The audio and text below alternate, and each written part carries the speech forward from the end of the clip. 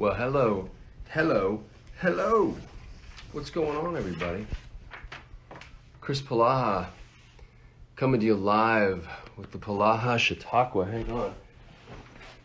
You're gaining unfettered access to my location here. We've got some people joining already, which I love. Guys, I don't have a guitar, so I'm gonna just sing a cappella for you. You ready? Are you ready for that to happen? Life can be scary and sometimes hard, like you got a winning hand until you dealt the wrong card. It ain't fair, but you're not alone. Down and out or high and dry, in the darkest valley or the coldest night, you're fine. And you're not alone.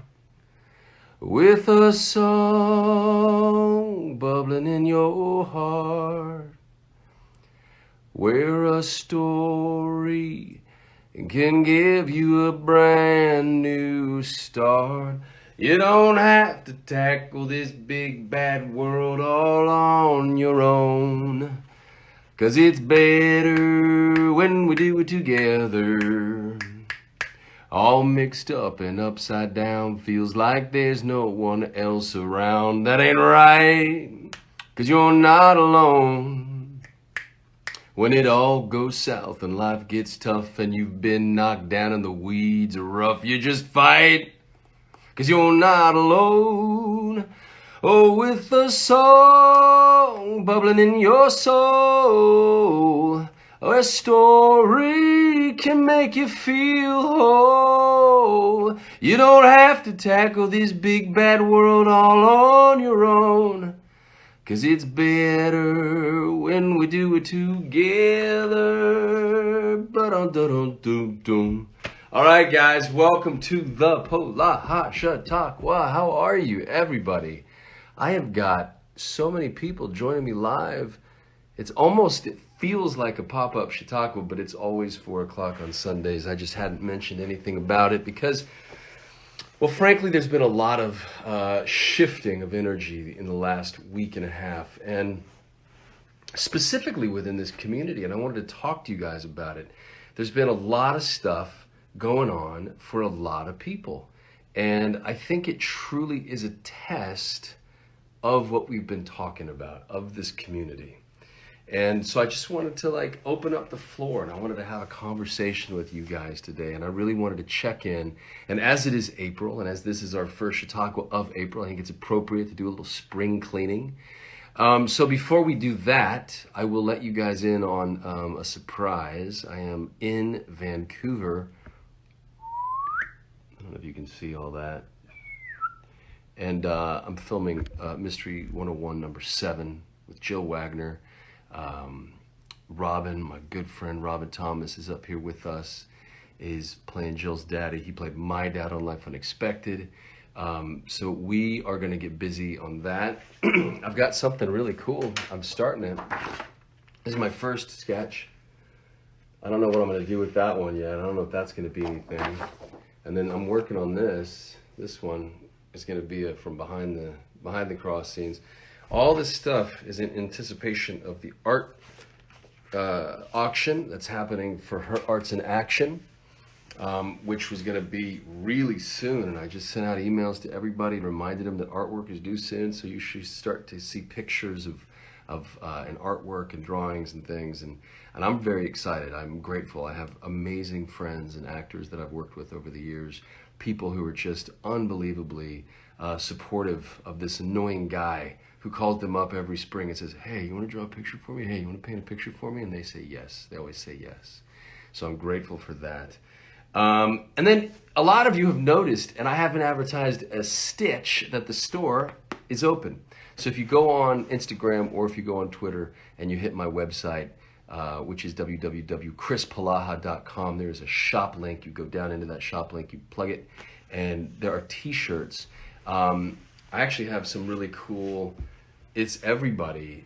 So Gail obviously designed this. Sarah Lum just finished my book. That's sweet. Yeah. Um, Thank you, Sarah. So Gail's design is going to look like this. It's a modified design. So we're going to get this actual black and yellow image on T-shirts, on hats. Seb's design, there is a fire burning. Uh, that T-shirt is being printed. Kim has a design of all the hands. It says we're better together. Colleen has a design of me and the Polaha Chautauqua, and that is being printed up too. So there's a lot of cool images, more offerings for you guys to choose from. And I don't want to. The fundraiser is the fact that it's just we're going to raise money. A percentage of that is going to go to Hope of the Valley, which is it's a homeless shelter in Los Angeles, and they do really incredible stuff. And it's where I gave money in December. We'll do it again.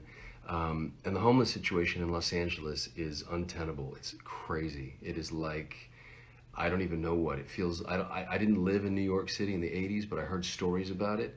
And Los Angeles currently is very much like a moment in time where if you lived in Los Angeles during 2020, 2021, it is a wasteland of sorts. And there are homeless people under all these underpasses. I mean, it's wild. It's really, really wild. I went into Barnes & Noble's.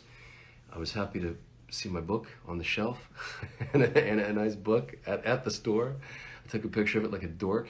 I talked to the young lady who worked at Barnes & Noble's, and she lived in Brentwood. And by the VA, there's a huge VA hospital, an old VA hospital, and a cemetery in Brentwood, right off of Wilshire. And it's just tent lined up, tent with these American flags. And I guess somebody went in and bought everybody a tent. So they're uniform. They look like, it's one individual that bought literally close to 100 tents with flags on them. And so it looks like a neighborhood, but it's a tent city, and that's just all over Los Angeles. So that's where part of the money is going to go. And the other part is for me to keep doing what I'm doing here. And to keep the store going and keep doing stuff. So that's where the money is used. What else do we got today? So Bunty Fox is a friend of the show, and I don't want to spoil anything. I don't want to talk about it. I don't want to talk out of school, but she has asked me to jump on and to share some stuff. And so I want to talk to Bunty. And I saw Seb has joined us. Hi, Seb. And I know that Seb's taken some time off of social media. And then I know that there was a little bit of an upset this week in the Polaha Chautauqua community. I got a lot of messages from people saying that there were certain individuals who were offended and who felt unsafe and who felt because we had some new people come into the community that I don't know the whole story, so it's weird for me to even talk about. But here's what I do know about social media. I watch people engage. I see Jennifer Garner and what she does, which is so amazing, and she's so positive, and there's a very specific thing, and it's its thing, and it's an amazing thing that she does. What we've been doing on the Polaha Chautauqua for social media is unique in the sense that we have built this community that is very vulnerable and very trusting and very open and very safe. Now, I've got a lot of skin in the game in regards to this community because I'm the public guy out there who's acting and who is technically just out there in the world. And I just want you guys to know, as we move forward, that where I engage in social media, and this is just in general, this is for anybody who's ever been followed. I got these random people that take my yellow icon and they create their own little Instagram pages.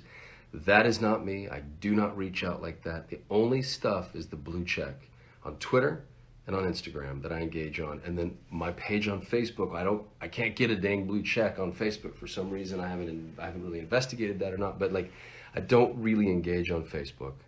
So anybody who's got a yellow thing and you see somebody who's chatty with my icon, my little yellow icon, and my name, that is not me. So that's one thing. The second thing is, you guys, there's some people out there who send me the most random stuff, DMs, photographs, pleas for help, asking for money. I mean, if I were to take snapshots of the things that I have to wade through, some of you have gotten put into a general thing, but I've gotten to a point where I feel like if I respond with a heart, then you know I've seen it. If I say thank you for buying the book, it's because I'm genuinely grateful. Or if I retweet a photograph, if that's the best thing, is to tag me in your story. I will retweet it in my story. I think that's the best way to communicate, and because it's all public and it's all out there and it's all open. I remember in December, my character in Wonder Woman, this guy was so vulgar because I didn't ask Wonder Woman out on a date at the end of the movie, and he was so upset with my character that he threatened to do things to my personal life and to people, and I was so angry and so weirded out by it that I wanted to take a screenshot of it and then post that so that kind of publicly, like, you know, out the guy. And I didn't do that. Sometimes I block people. I rarely open photos and I rarely open videos anymore because it is unsafe for me. And I think that behavior, I think something went down this week in the Polaha Chautauqua. And again, I'm not exactly sure what it was, that upset people. And I think it is important to be reminded that anything that happens on social media is unsafe by the nature of the fact that it is a public forum among strangers. And what we have created here is a very unique community. Now, there's a woman named Kim who, again, I mentioned her design earlier. It's the one with the hands. She has done something extraordinary. She started 2 pages on Facebook that are hers. The Chris Polaha fan page and a Polaha Chautauqua fan page. And she runs those things. They're her deal. And from that, you guys have been able to Zoom, and there's a game night, Polaha Chautauqua game night, and there are friendships, real life friendships that have blossomed. And I think what we need to do moving forward is to have an attitude, adopt it if you can, what I do, which is ignore, ignore, ignore, never engage, never, if there's something negative that comes my way, I just pitch it, I don't engage. Because when I was a young actor in my early 20s, in 2000, and man, it was 2004, I was on a show called North Shore, and I remember they had a chat board, and it was so nasty, and I got involved, and I mean, I was like in there, I was so angry, and it affected my life, it affected my work on set. It changed the way that I made choices because I started thinking about, like, well, what if they, talk about this on the board? And it got to such a point where I had a choice to make. I could either listen to the haters, or I could just put them in a category and acknowledge that there are people who are just gonna be that way because that's how they communicate on social media, that's how it goes, or not. Now, I've been really blessed since then. For the rest of my career, all of my followers are organic. I have never paid for anybody to join me on social media, on Twitter. I have got 12,000 people on Twitter that watch me. I've got 42 point whatever here on Instagram, and it grows daily. And everybody who jumps into this thing is a part of a community that is very encouraging and uplifting and inspiring and ultimately hopeful. And that is the message of this thing. So if you were a part of the melee that occurred this week, I am deeply sorry for you. My advice would be to proceed with caution. If someone comes at you, again, you have to use your spidey senses. And if someone's needing help and they want you to reach out, and I get hit with, whenever I talk about my Christian narrative, I get hit with these huge DMs about how hard it was for people where it went wrong in the church for them. And I love that there's been a turnaround for people, and they've said, you've been able to talk about it in a way that's made me interested in it again, or made me pick up my Bible again, and that's amazing, and that's the goal. But then there's other things where the tone of it feels very unsafe to me, and I don't engage because I don't know how to, because I'm not equipped. So I think that it's just important stuff. Like my kids, when they go to school, they get a class on how to behave online, what to look at, what not to look at. I think, again, it comes down to self-control, and it comes down to safety in an unsafe environment. It's almost like going in the ocean, and there are sharks in the water, and there are jellyfish in the water, and there are things that sting and bite, and there are tides that pull you away from the shore, and you have to proceed with caution. So, with no further ado, let's bring on some people. If anybody wants to talk about what happened this week and fill me in on it, I would love to, because I really am in the dark. I don't know what happened. And I also, all right, let's see. Who else? Let's see if Jill wants to talk to me in person, or if she just wants to leave messages.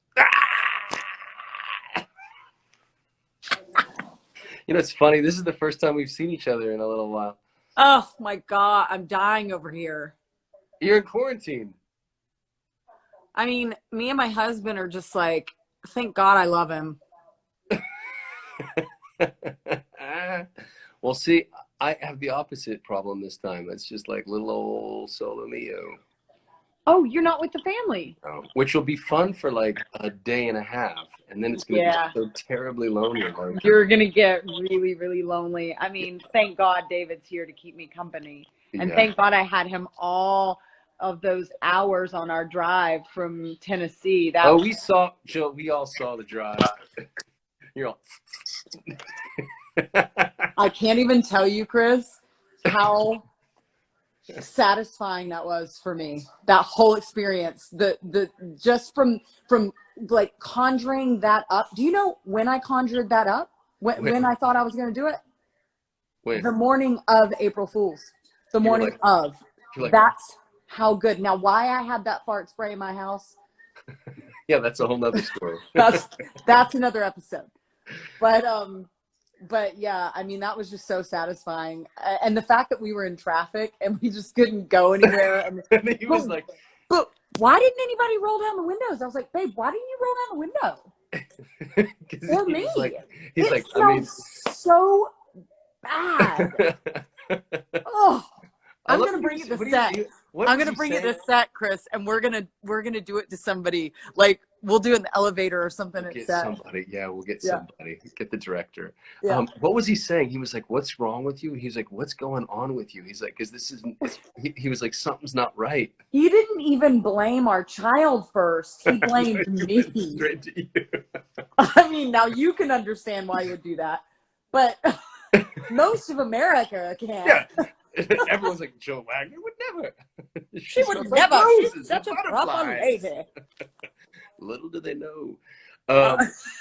You know, oh man, I was just gonna say something to you because, people have been DMing me.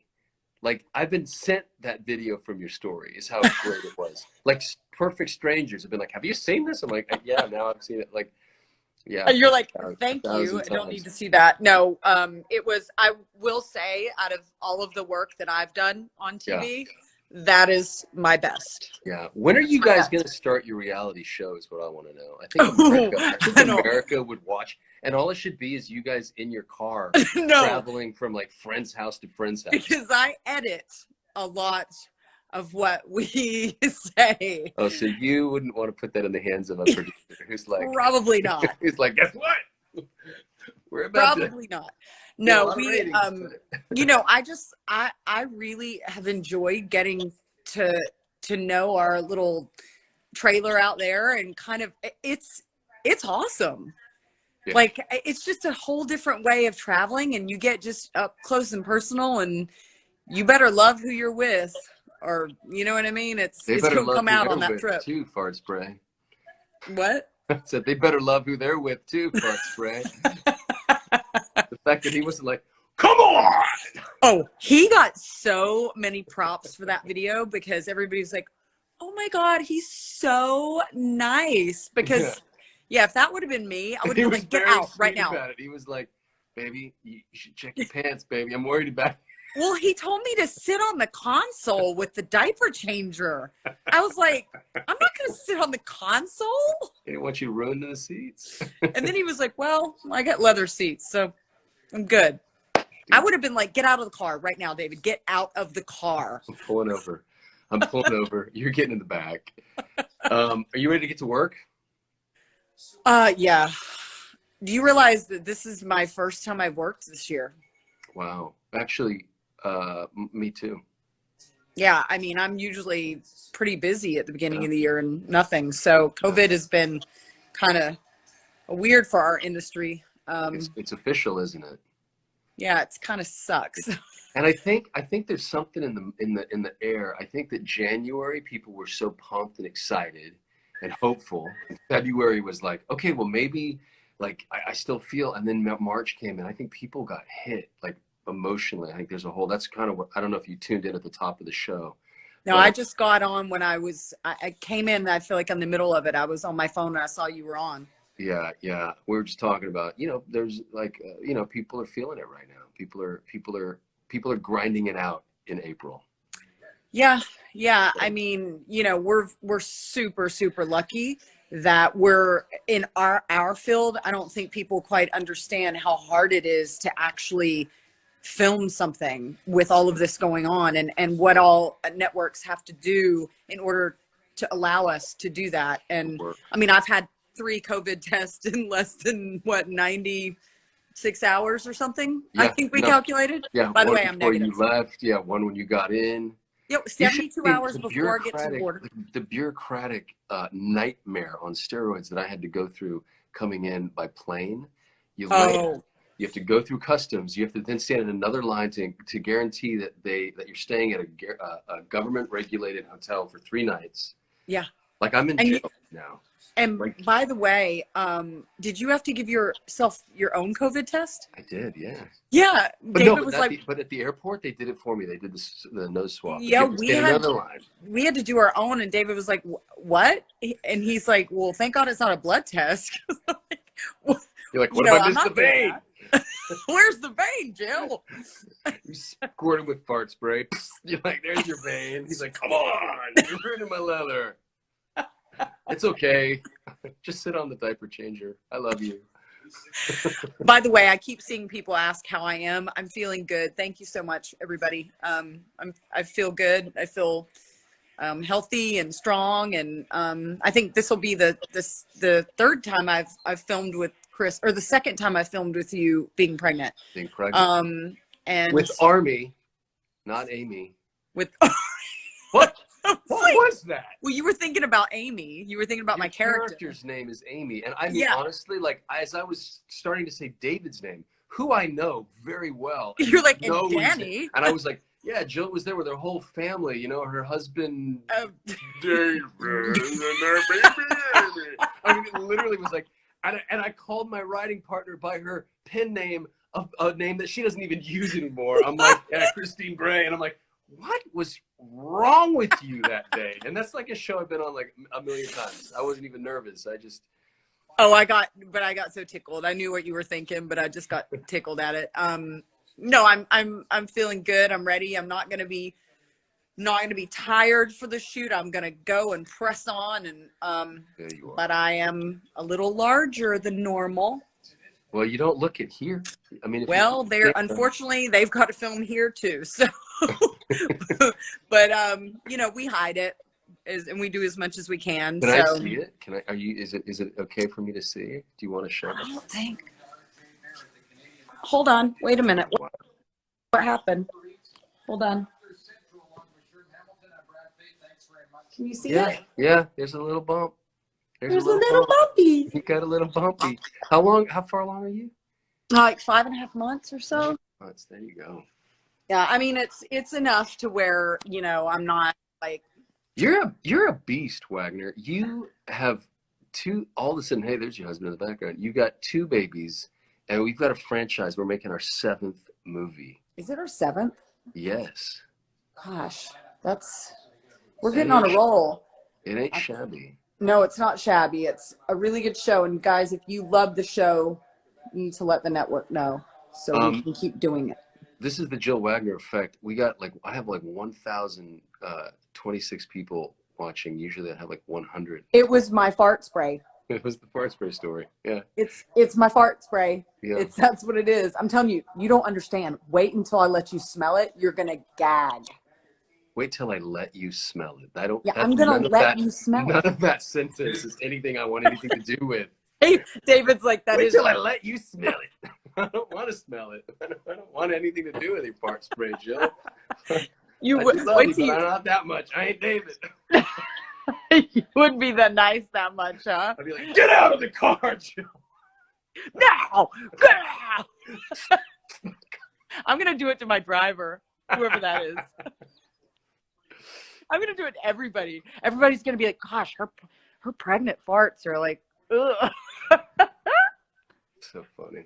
All right. I didn't mean to see you hijack soon. your show. I just wanted to come on and say hello. No, I'm glad you did. It was I was literally just spring cleaning. We had a little we just there was a lot of people were feeling a lot of angst, and so I think the best thing is to laugh, and I think this is actually the perfect remedy for everybody, and a nice reminder of what this thing is all about, which is just people showing up and having a good time. So absolutely. You got some really cool people on here, and everybody, hello, and thank you for the kind words and the care about my baby belly. And Chris, I guess, so you're in quarantine now. How many days are you in quarantine? How many days so far have you quarantined? You beat me by one, right? Did you start? So you're on your second day? No, one. Are you on? Oh, you're on your first. So we're on our third, right, babe? Or we're on our third day of quarantine. I thought you got there yesterday. Yeah, we're on our third day of quarantine. We got here on the 9th. You did? Okay. Yeah. No, I like get out. I flew with Robin today. You what? Flew with Robin today, your daddy on the show. Robin. Oh, Robin. So she and I showed, he like pointed at me in the line where the tickets are, and I'm like, and I look, and usually I just kind of get bothered and keep walking, but I was like, who is that? And I walked up, all squinty eyed, and I'm like, hey, it's Robin! And we hugged. We went through the whole dang thing together. Man, Robin's, to those of you who don't know Robin, it's a pure, absolute joy to work with that man, to know him. He is awesome. He is a fabulous person. Just everything about him. We're so lucky to have him. He really is. And he's got a great episode. This is a good episode for him. Yeah, I'm interested to see who they cast as his brother. Right? Yeah. Who also, by the way, is like 45. They're like, he's really young. Yeah, it's like I'm still getting through the script. Like, I had to be honest with you.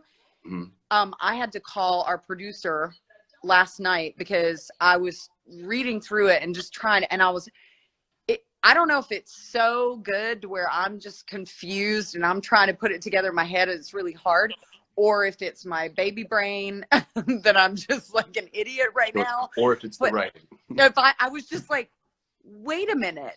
And then he was like, well, hold on, because some things might change. So hold on. So it could be a really, really confusing episode, or either I'm just an idiot. So well, I don't think the mystery has changed too much, right? In between the drafts, because the mystery, I think it's just that it was some of the details. It weaves. There's a lot of little moving pieces. There's a lot of moving pieces. And we, as the actors, even sometimes I feel like I have to go back and reread it like 3 or 4 times before it even sinks in my head, because we have to remember that stuff throughout the show and where we are. And sometimes we shoot out of sequence. And it's, so it's really just important. Reminded me. Will you tell these people who are watching right now, remember that one day you were doing a scene and I said, there's like a little guy in your head. So Chris knows, like, when I get flustered and it happens to every actor at some point in their career. Yes. You will get on a line and you cannot get it out of your head, meaning out of your mouth. Out of your mouth. So it's in your head and you know what the lines are, but they just will not come out. And it's like he could see it in my eyes when I was just it's like, just get it out. Like, just say it. Don't even act it. Just say it. But I couldn't. And so he was like, he said what is perfectly happening inside of my head at that moment. It's this like little man. And I always just picture my dad, like Big Wag. He was just like, bookcase, go to. I mean, because that's what's happening. And I'm just like, oh my God, it's like the simplest thing. You've just got to say, but your brain will not allow you to do that because your brain's like, you can't. Yeah. You can't. No, Jill. Just like in life, when you Yeah. tell yourself you can't, you can't. Right. But when you tell yourself you can, you can. Sometimes you still can't, but you try.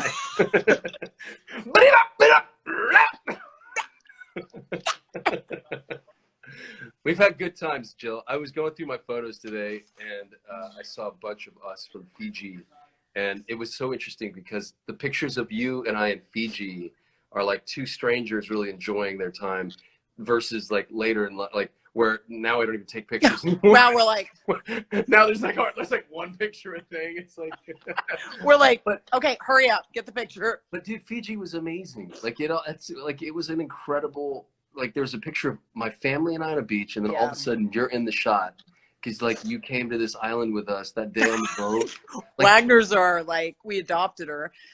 You know, I had an interview today with Hallmarkies, that podcast, and yeah, I love the Hallmark. they were rating my films, and I got kind of, I don't know if it was offended, but I guess it was kind of offended because one of the girls, like Pearl in Paradise, was like number 7 or 8 and something. You're like, really? Well, because it's one of my favorites, and I guess because we take in the whole experience because we're there, and so it really has to do with the experience of actually physically shooting, the experience of with meeting the people on the island, the experience of just being in a different spot. I think is interesting for us as actors because we shoot so many films here in Vancouver with Hallmark. I think it was just so fun and refreshing. It was fun. Yeah, it was fun to be somewhere different. New. And so to hear them like, well, no, it was only one of the girls, but I was like, you're like, huh. I'm like, well, that's interesting because it just happens to be one of my favorites. You're like, I don't want to talk to you anymore. No, but she loved it. She was like, look, it was hard for me to rank these movies but she was, you know, she just thought, but you know what her number 1 was? Huh. Mystery 101. Both of them. Both of the girls, their favorite was Mystery 101. Well, I'm not gonna brag right now, but I am. Tell the truth. I am gonna tell the truth. And we were the second highest rated. I'm curious what the first highest rated was, but the second highest rated movie from Hallmark Channel so far this entire year. We continue to like have these incredible ratings, and then in Europe, where like our show is extremely popular. Do you know that it's called Cozy Mysteries? We're the number 1 cozy mystery in the world. In the world. I mean, somebody had to say it, right? Like, something. I mean, nobody else is saying it. We might as well say it. We might as well say it ourselves. Spread the word. It is. So. Yeah. And it all began on North Shore 20,000 years ago. Was it like 17 years ago? 18 years ago? It was 2004. We shot the pilot in February 2004. So the math there would be. I don't do math, so my brain just cut off when you said math. It's been a long time. Yeah. All I know is it's been a long time. I think, yeah. And then remember the little frogs in Fiji that we had to walk around? Yeah. There were so many of them. I was starting to say, don't tell people that we did a scene with the frogs because they might get mad. I think I posted that already. We didn't hurt them. All right. Love you. All right. Love you guys. Bye, everybody. You have to push. I have to get out? Yeah, because I don't know why. There's probably a setting I need to reset or something. All right. Bye. Bye. I love, she's like, how do I do that? All right, guys. Back to cleaning house. Let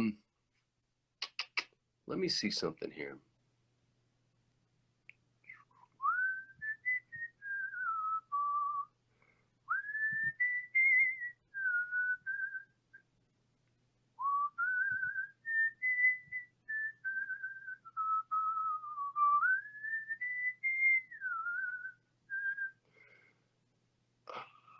Sorry, guys. I mean, literally, like mouth breathing right now.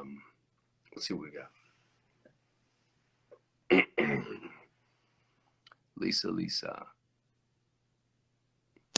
Thank you. Hi, Lisa. Hey.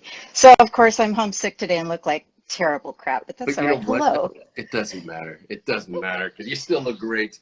Thank you. thank you for the invite. I got you. You were the one that sent me the invite, right? Oh, it was so last minute. I was just like, hey.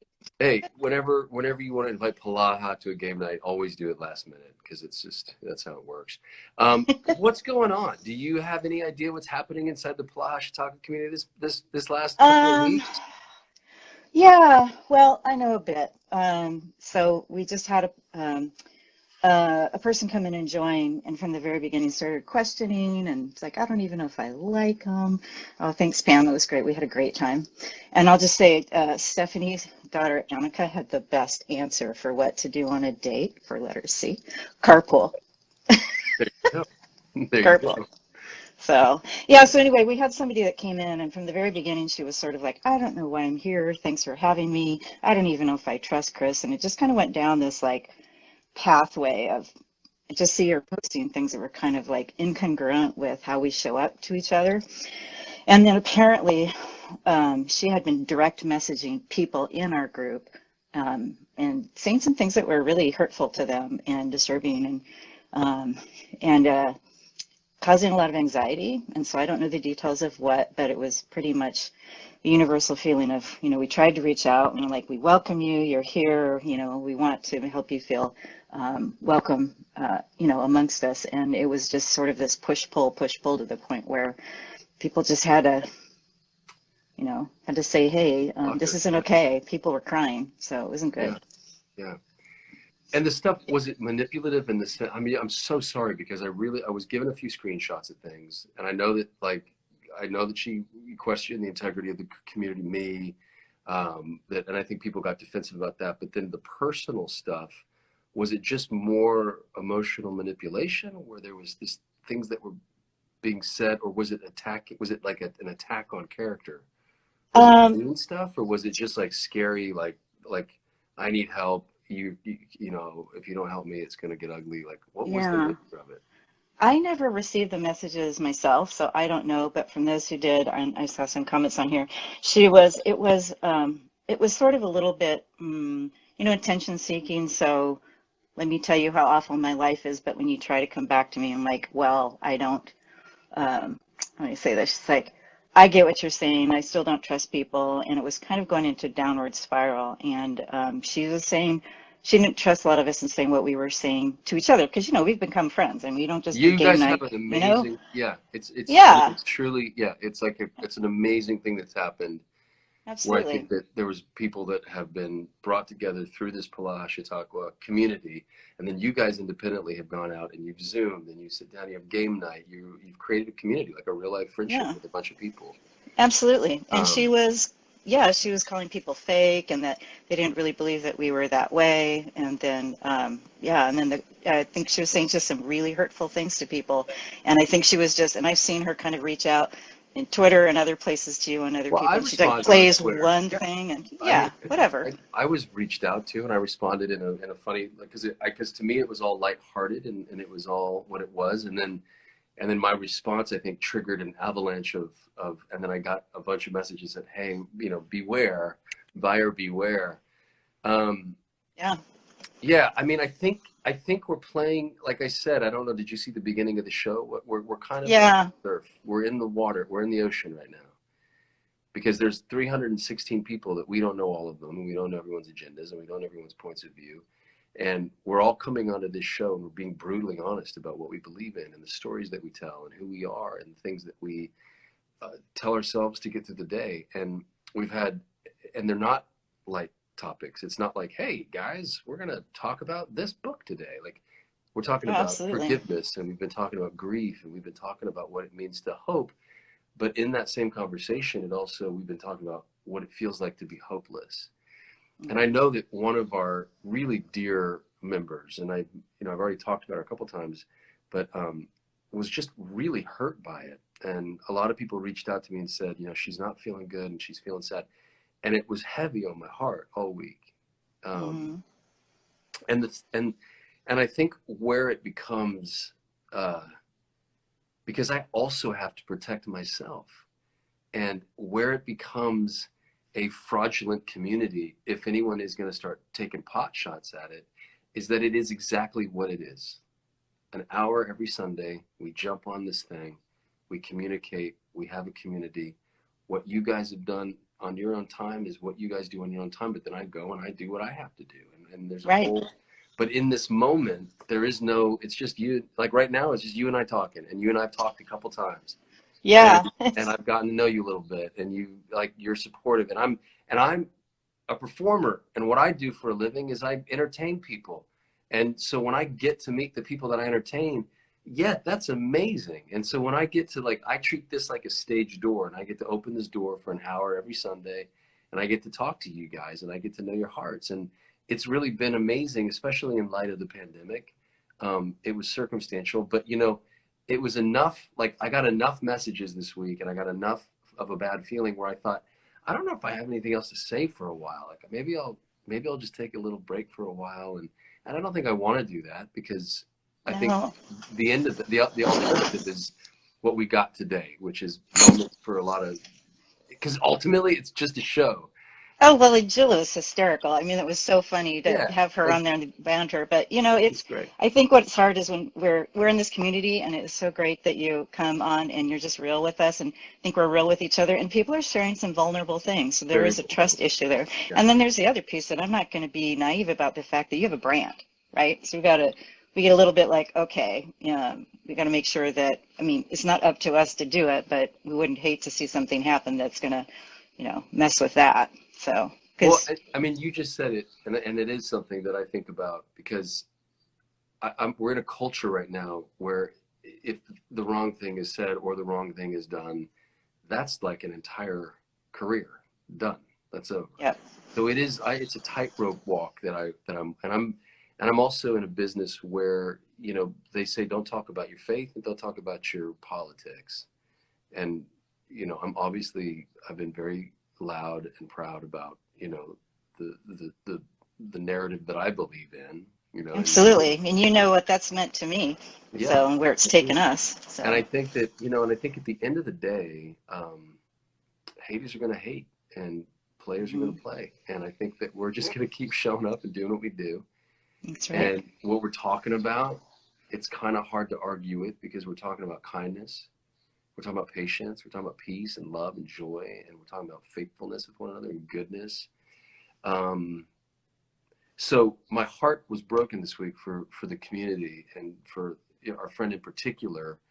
And I did pause quite a few times and just, I prayed up for her, and I wanted to, because I also think that when you open up the Pandora's box into people, there are so many individuals, and everybody's story is different, and every one of us is going through something totally different, and none of these answers are going to be universal.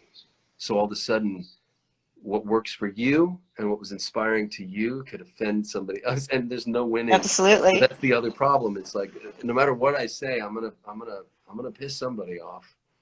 Well, as Brene Brown would say about the man in the arena, is if you're not ready to get into the arena and rumble, I'm not interested in your opinion. Right, you better bail out. Yeah, exactly. Yeah. And I think that's all of us. Like, you guys have taken a stand and built a community, and it is a public forum, and there are people who are gonna come in and challenge that.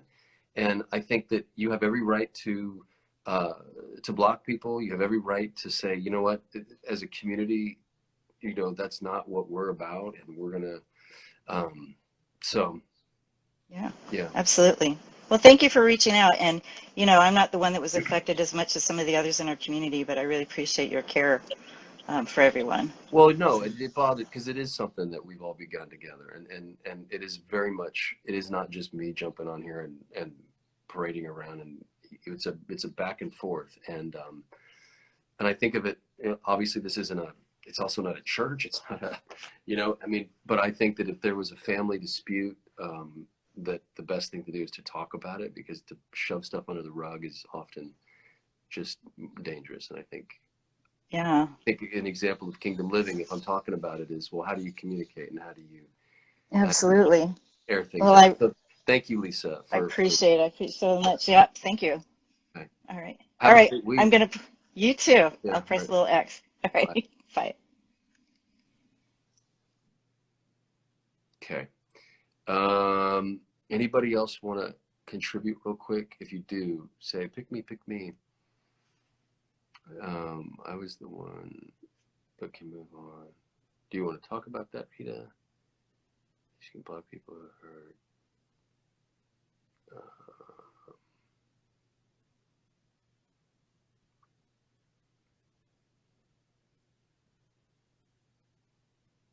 Well, I think that we can leave it well enough alone for now. And then the last person we'll say hi to real quick is Seb. Ask how he did with his break from. Hey, Hello. how are you? I'm doing okay, Oh no, I think. Huh? you feeling it? What's going on? Well, my therapy hasn't happened for this is the third week. Right. In the past, when appointments would get cancelled, I'd be like, it's fine, I'm not working on anything major, so it could have been worse or whatever, and yeah. But then literally just started processing stuff, and was due to have an appointment the next week. And I've been struggling a lot with staying focused, because when the brain goes through trauma, one of the things it does is it tries to protect itself, so it kind of shuts off, and cognitive functions don't kind of happen normally. And I was struggling with that. And my therapist was like, well, if we start processing, that should improve. So we started the processing, and it just dragged up loads of kind of questions. And I'm like, is it going to work as well if I can't focus consistently on what I need to focus on, and all of this kind of just anxiety around it. And I spent a lot of time kind of praying. The only thing that did help me to feel kind of grounded to something was reading the Bible. And so I was doing that. And the distress levels with the actual trauma have kind of followed the pattern that the processing work would expect them to follow. But there's still all this just kind of things that I need to talk about, but I don't have a place to talk about them. Right.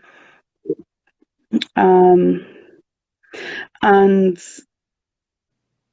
I always say when I pray that God gives me kind of the strength and the guidance and things to kind of walk the path that He plans for me to walk.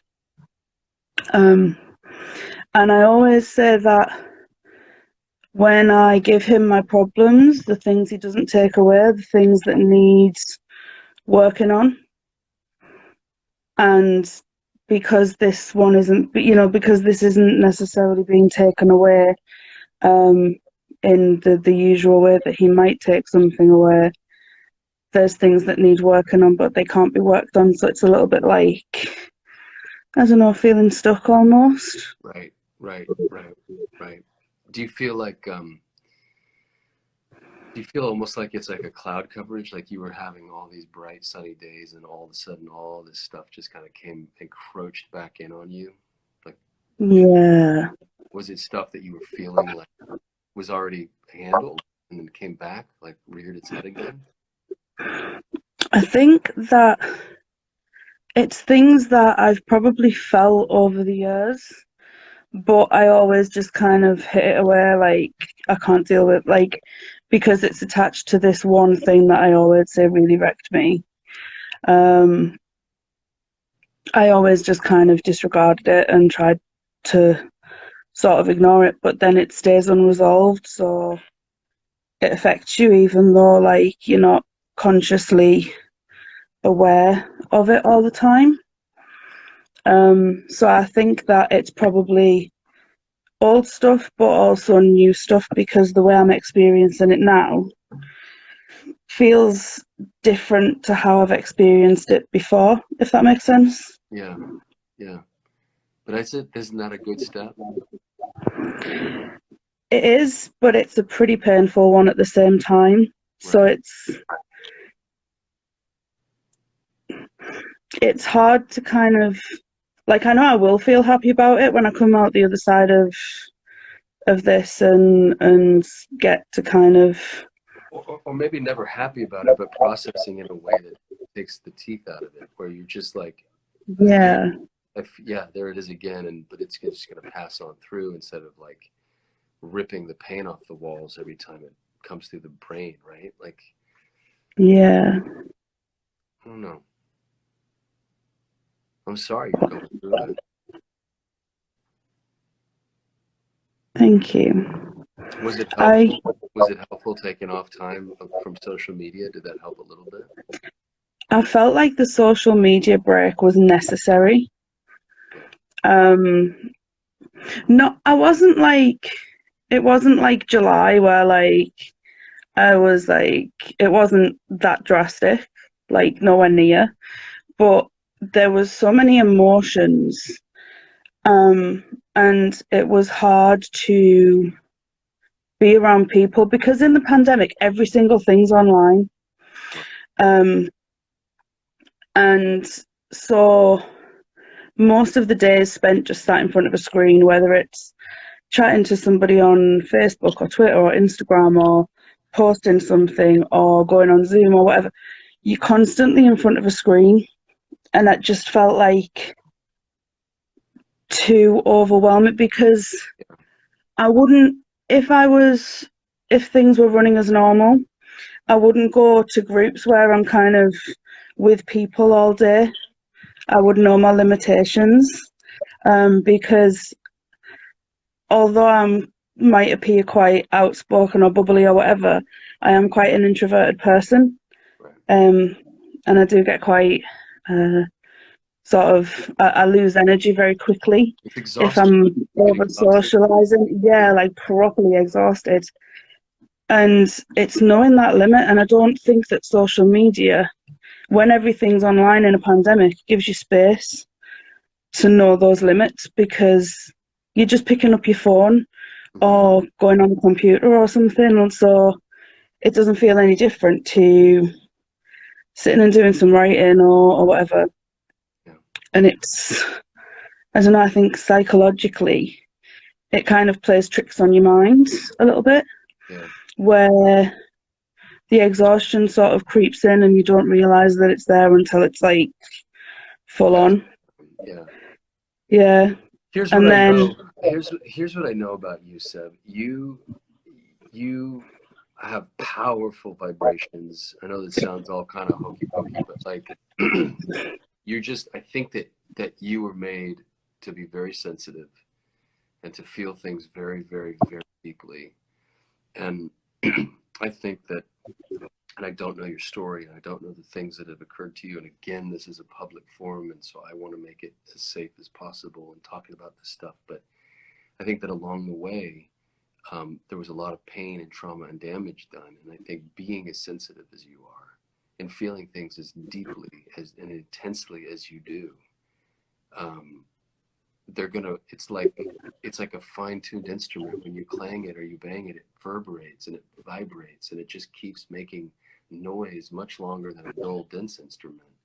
And you are going to heal. And I've known you now like this for a year, and to see the change and to see the growth and to see the joy that you've expressed and to see your poetry, like the things that you're writing, and how intense your poetry's gotten, like there is growth happening. And I think that sometimes we just need to hear that from an outside point of view. And I was watching people, like you've made, like your vibrations are so strong. You've made this incredible impact on this Polaha Chautauqua and the people within it. Thank you. And I have a little project that I want to do for all of you guys, and I want your help because I think you're the only person that can help me do it. So we'll talk. But yeah. I just want to create something, and but it would take everybody participating. And I think if you have the time and the desire, and you think it's something you want to do, I'd love to.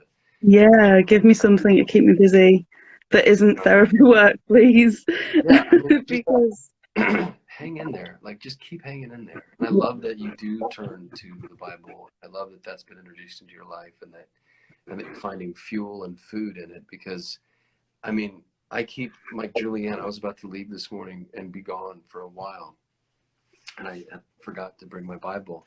And Julianne ran out of the house, and she said, "Honey, do you want your Bible? Do you want to take your Bible with you?" I was like, and I was in the car, like being driven by, yes, go ahead, bring it. And she ran in, she got it for me. Look, I got my little message, Bible is with me. And it's weird because what it does was I have thoughts, and they grow dark, and they drift, and all I have to do is look at this thing, and it's a reminder of what's inside of it, which is then a reminder of who I want to be, who I was designed to be, who I'm called to be. And that's you. And as you continue to dig in on your faith, and as you continue to learn a new way, which is, and again, it's about the stories that we tell ourselves, right? And there's a channel that runs across your head, and it's run across your brain and dug this deep trench, and it's a well-worn highway of thought patterns, and you're changing that. And that's what you're doing. And it's going to be, and you're creating new synapses, and you're creating a new highway that's more positive and brighter and better, and without all of the garbage and the junk. So just keep fighting. Just keep fighting. You're doing all right. Yes, thank you. Yeah. Thank you. And I've been doing, Gail recommended to me a Bible study group that runs in the US but also in the UK. And so we did like the generic kind of all little different snippets of the Bible. That study's called God's Amazing Book. And that was really special. And we're moving on to doing a study on Philippians. And we talked about kind of like how everybody sort of used to receive the message back then. Like it wasn't, they didn't have written Bibles, and they didn't, people would send letters and gather to read them all like out loud in a group. And we were talking about kind of the priest that was the only guy who could read and translate, so that's why, and he would and like listen, and to cut a long story short, we got around to talking about kind of the fruits of the Spirit, and kingdom living and that kind of thing.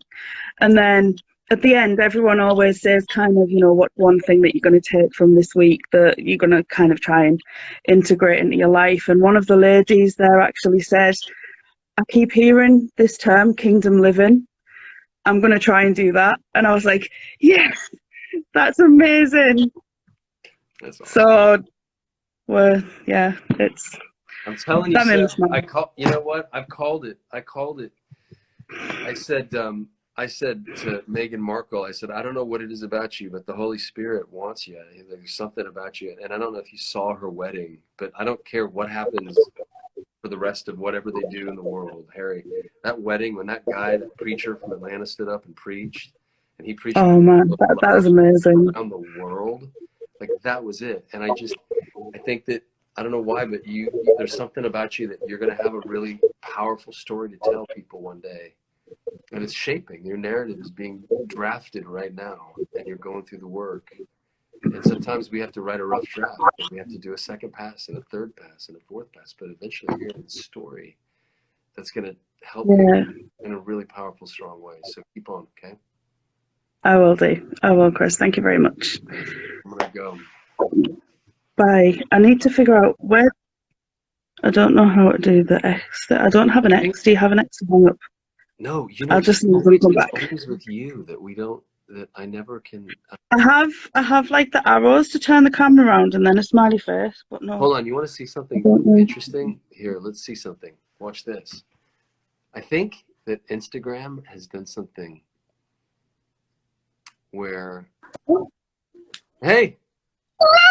I don't know how that happened. Polaha Chautauqua. I have no idea how that just happened. How you doing? I'm doing well. How are you? Hi, Seb. How are you? Good to see you. Sorry, I'm hiding in my kid's room. That's all right. Hijacked my room. How's your week going? How's your life doing? Oh my gosh. My life has exploded with things going on. Just, I have been doing a lot of public speaking, a lot of school speaking at schools, and it has been mind blowing. It's just been, it's been wonderful. I'm actually helping my life coach work on his program now. Wow. And this And was something that you started at the beginning of the pandemic. This is a year yeah, old at this point, right? yeah, a year. Yeah. So I am, I just got contracted to do a school year. So it's a whole year of motivational character education for a school this upcoming school year. So I just spoke at a retreat this morning, a virtual retreat on empowerment, empowering our youth, empowering each other. So it's been it's been crazy, and it's like what you said to Seb, like just hang in there, just really just hang in there, because Seb, you know, I a year ago I was ready to end my life, and now I can't imagine that. That doesn't even, I can't even imagine I was in that place, because where I'm at now is just so unbelievable. Wow. So unbelievable.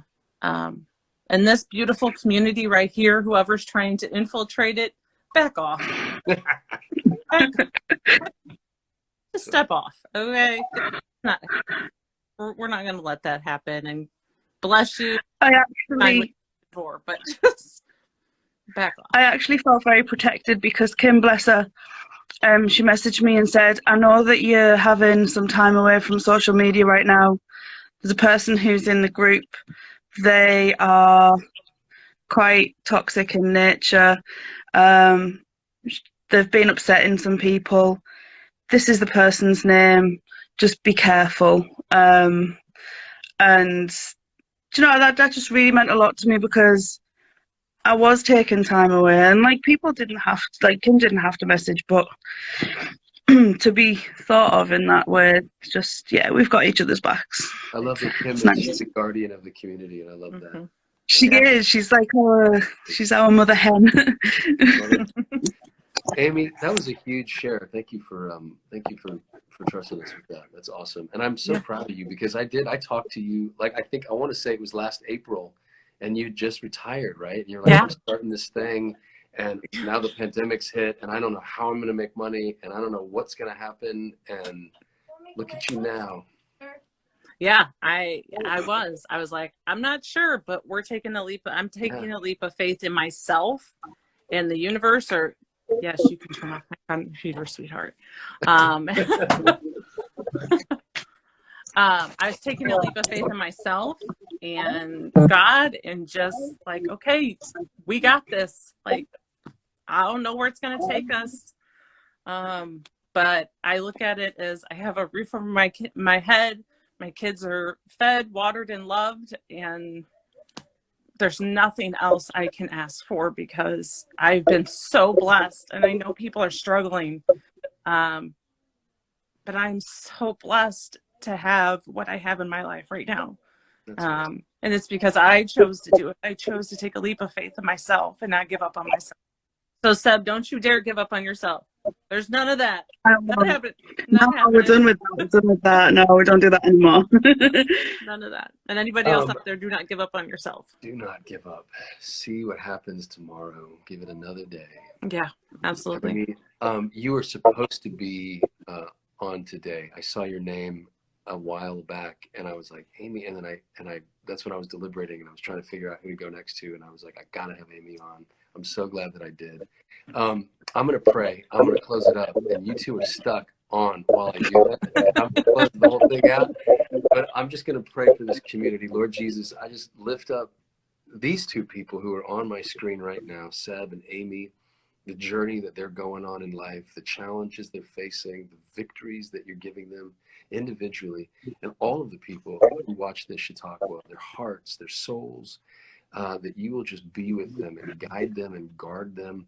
And for people out there who who need attention through other ways, Lord, that you will just, that there'll be unity and a sense of peace and a sense of spirit of protection and and just joy for this group in particular, that we can be kingdom livers, that we can go into the world and we can shine a light that is so bright, that reflects your glory and reflects your love and reflects your power.